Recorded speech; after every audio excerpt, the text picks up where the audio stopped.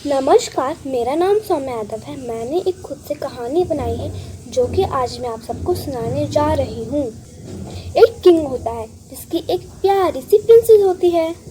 जो किंग होता है वो ऐसा सोचता है कि वो अपनी बेटी की शादी एक बहुत बहादुर राजकुमार के साथ करे।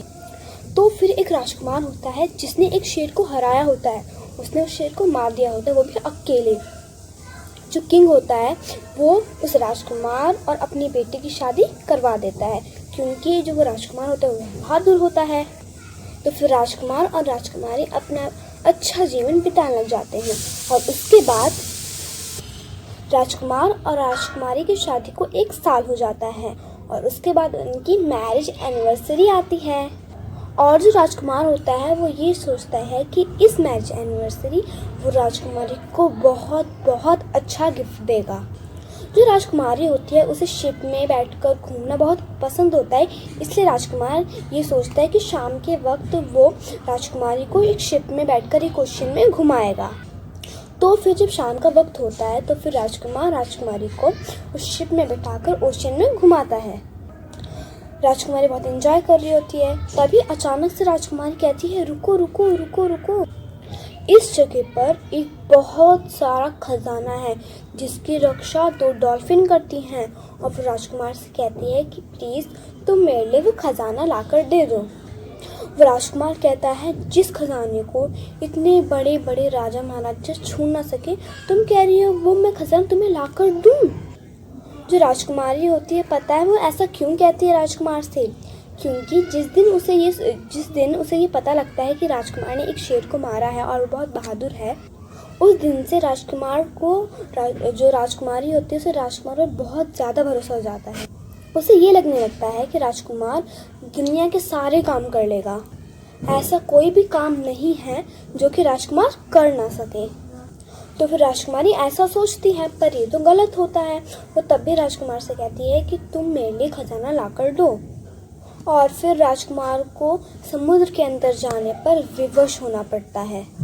और जो राजकुमारी होती है वो बिल्कुल भी ऐसा सोचती नहीं कि राजकुमार को हल्की सी हानि पहुंच जाएगी। वो तो बस अपना खुशी जीवन बिताती रहती है कि उसे कोई मतलब होता नहीं, क्योंकि उसके मन में तो ये भ्रम था कि राजकुमार सारे काम कर लेगा। फिर राजकुमार उन डॉल्फिन से कहता है कि मुझे ये खजाना चाहिए। वो डॉल्फिन होती हैं, वो कहती हैं कि अगर तुम्हें ये खजाना चाहिए तो तुम्हें मरना होगा। और पता है राजकुमार मरने के लिए भी तैयार हो जाता है। और फिर डॉल्फिन से कहता है कि मैं मरने को तैयार हूँ, बस तुम मुझे खजाना दे दो। और फिर वो डॉल्फिन वो खजाना राजकुमार को दे देती हैं। और जिस खजाने को इतने शक्तिशाली महाराजा ले न सके, वो उस राजकुमार ने ले लिए। और उसके बाद वो राजकुमार उस खजाने को राजकुमारी को दे देता है और उसके बाद वो मर जाता है। राजकुमारी जो होती है वो बहुत ज़्यादा रोने लग जाती है। उसे बहुत दुख होता है कि जो राजकुमार है वो मर चुका है। और उससे अपनी गलती का पछतावा भी हो जाता है कि वो ऐसा सोचती थी राजकुमार सब कुछ कर लेता है, पर ये तो गलत है। पर अब क्या करें?